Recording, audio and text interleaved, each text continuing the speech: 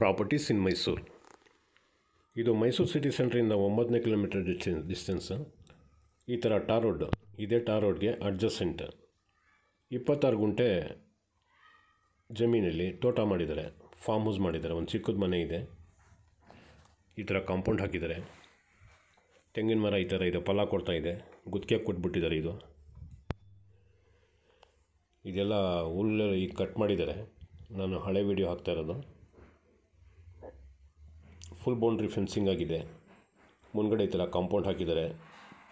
ಒಳಗಡೆ ಹೋದಾದರೆ ಈ ಥರ ಒಂದು ಮನೆ ಕಟ್ಟಿದ್ದಾರೆ. 24 ಗಂಟೆ ಟೈಮು ನಿರಂತರ ಜೊತೆದು ಕರೆಂಟ್ ತೊಗೊಂಡಿದ್ದಾರೆ. 24 ಅವರ್ಸ್ ಪವರ್ ಇದ್ದೇ ಇರ್ತದೆ. ಇದು ಸುಮಾರೊಂದು 44 ಏನೋ ತೆಂಗಿನ ಮರ ಹಾಕಿದ್ದಾರೆ. ಈ ಥರ ಒಂದು ಮಾಮೂಲಿ ಮನೆ ಕಟ್ಟಿದ್ದಾರೆ, ಹಳೇದು. ಒಂದು ಸ್ಮಾಲ್ ಫ್ಯಾಮಿಲಿ ಇರ್ಬೋದು, ಗಂಡ ಹೆಂಡತಿ ಒಂದು ಮಗು ಈ ಥರ ಇರ್ಬೋದು.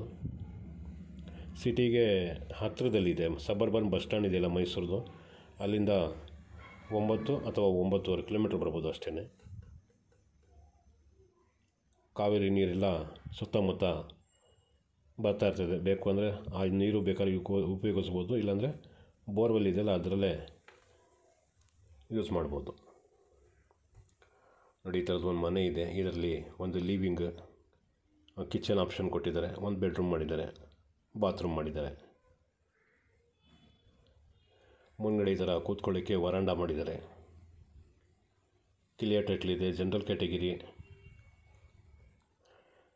ಈ ತೆಂಗಿನ ಮರ ಮಧ್ಯದಲ್ಲಿ ಇನ್ನೂ ಜಾಗ ಉಳ್ಕೊಂಡಿರುತ್ತೆ, ಅದರಲ್ಲಿ ಹಣ್ಣಿನ ಗಿಡ ಹಾಕ್ಕೋಬೋದು. ಹಣ್ಣಿನ ಗಿಡ ಬೇಕಾದರೆ ರೆಡಿ ಹಣ್ಣು ಕೊಡ್ತಾಯಿರೋ ಗಿಡನೇ ಸಿಗ್ತದೆ, 2 ವರ್ಷ 3 ವರ್ಷದ್ದು ಹಳೇದು. ಬೇಕಾದ್ರೆ ತಂದು ಕೊಡ್ತೀನಿ, ಹಾಕ್ಕೋಬೋದು. ಇಲ್ಲಿ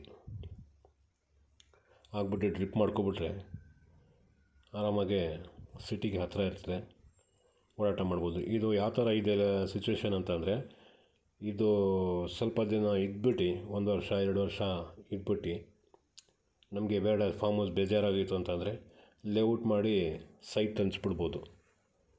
ಸುತ್ತಮುತ್ತ ಲೇಔಟ್ಗಳಿರೋದು. 26 ಗುಂಟೆ ಜಮೀನಲ್ಲಿ ಕಮ್ಮಿ ಕಾಣ್ತು ಅಂತಂದರೆ ಹಿಂದ್ಗಡೆ 1 ಎಕರೆ ಕೊಡೋರು ಇದೆ, ಅದು ಇನ್ನೂ ಕಡಿಮೆಗೆ ಆಯ್ತದೆ. ಬೇಕಾದರೆ ಅದನ್ನು ತೊಗೋಬೋದು.